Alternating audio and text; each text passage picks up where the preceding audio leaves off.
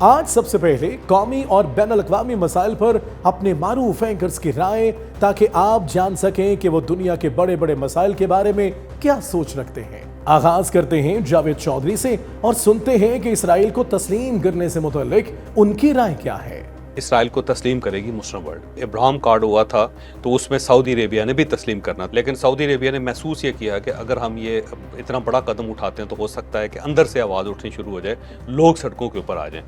تو انہوں نے پھر پاکستان کی مدد لی۔ پاکستان نے بھی اس وقت یہ مدد لی کہ جب تک سعودی عربیہ تسلیم نہیں کرتا ہم اس معاملے میں نہیں پڑیں گے۔ اب یہ جو فیصلہ ہوا ہے، یہ جو معاہدہ ہوا ہے سعودی عربیہ اور پاکستان، اب یہ دونوں پابند ہیں کہ اگر سعودی عربیہ تسلیم کرتا ہے اس کو تو پاکستان بھی اس کو تسلیم کرے گا، لیکن شرط یہی ہوگی کہ فلسطین کی آزاد ریاست بنے گی۔ اس کو پاکستان تحریک انصاف بہت زیادہ پلے اپ کر رہی ہے اور ساری مسلم امہ مان جاتی ہے، تو پھر ہمیں کیا اعتراض ہے؟ کوئی اعتراض نہیں ہونا چاہیے۔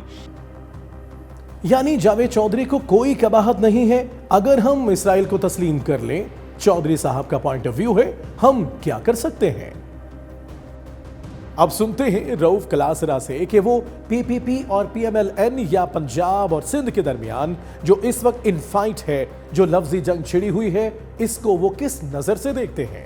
آج نواز شریف صاحب کو اور آصف علی زرداری صاحب کو ایک دوسرے سے بات کر کے اس مسئلے کو حل کرنے کی بجائے کہ پنجاب میں یا یہاں پہ ہماری کیا کنسرنز ہیں، آپ کی کیا کنسرن ہے، اگر آج بھی انہیں محسن نقوی صاحب کی ضرورت اور پھر انہوں نے سی او ڈی سائن کر لیا چارٹر آف ڈیموکریسی، اب کی دفعہ ہم نہیں کریں گے۔ وہ کہتے ہیں نا کہ یہ ہر دفعہ کرتے ہیں اور پھر کہتے ہیں اب کی دفعہ نہیں کریں گے۔ بھٹو صاحب کی پولیٹیکل پارٹی سے دیکھ لیں 68 69 میں بنائی، وہاں سے بھی دیکھ لیں 55 سال تقریباً بنتے ہیں، کوئی 50-55 سال۔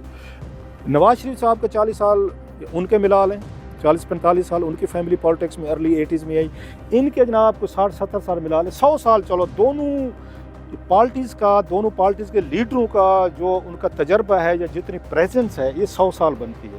100 سال کی پالیٹکس کے باوجود بھی اگر آپ کو محسن نقوی صاحب کی انٹرونشن چاہیے، ان کی آربیٹریشن چاہیے، یا یہ پاکستان آرمی اسٹیبلشمنٹ کی اس میں رول چاہیے، it's a time for Nawaz Sharif صاحب اور زرداری صاحب ٹو کوئٹ۔ یہ اب ان کو ریٹائر ہو جانا چاہیے۔ ویسے بات تو کلاسرا صاحب نے بالکل ٹھیک کی ہے۔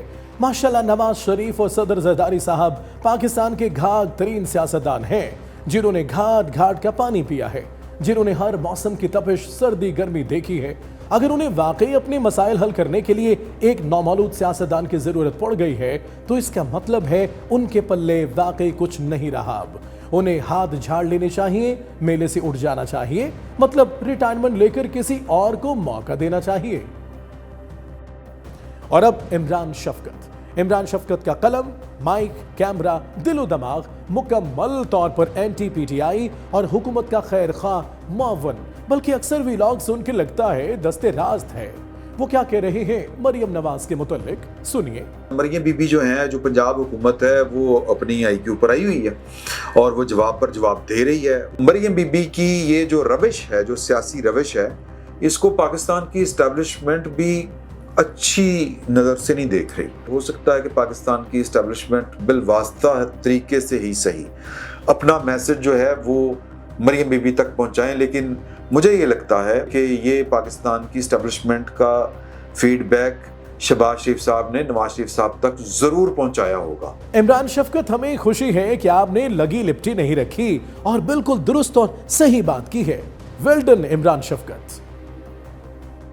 اور آخر میں منی فاروق، جو ہر وقت پنڈی سے اپنی گہری تعلق داری ثابت کرنے کی کوشش کرتے رہتے ہیں، انہیں اچانک 27ویں ترمیم یاد آئی ہے۔ 27ویں آئینی ترمیم ہے جس کے بارے میں اب ہمارے بہت سے دوست، ہمارے کولیگز کہہ رہے ہیں کہ وہ آ رہی ہے۔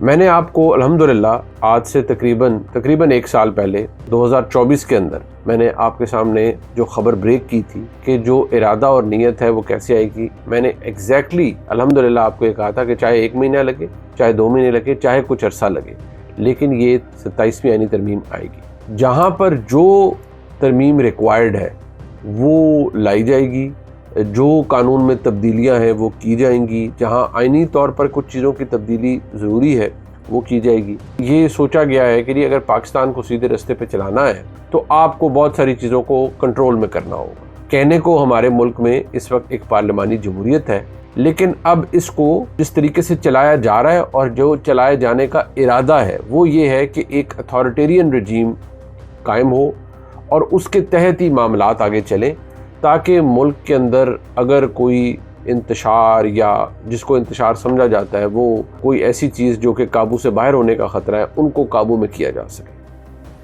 ہمیں سمجھ نہیں آتی منیب صاحب، ایسے انکشافات کر کے آپ خوش کیسے ہوتے ہیں؟ قوم جاننا چاہتی ہے، سچ کہہ رہا ہوں، the nation wants to know. Talk is live, like share subscribe کیجئے، کیونکہ سچ وہی جو ہم بولیں۔ Talk is live.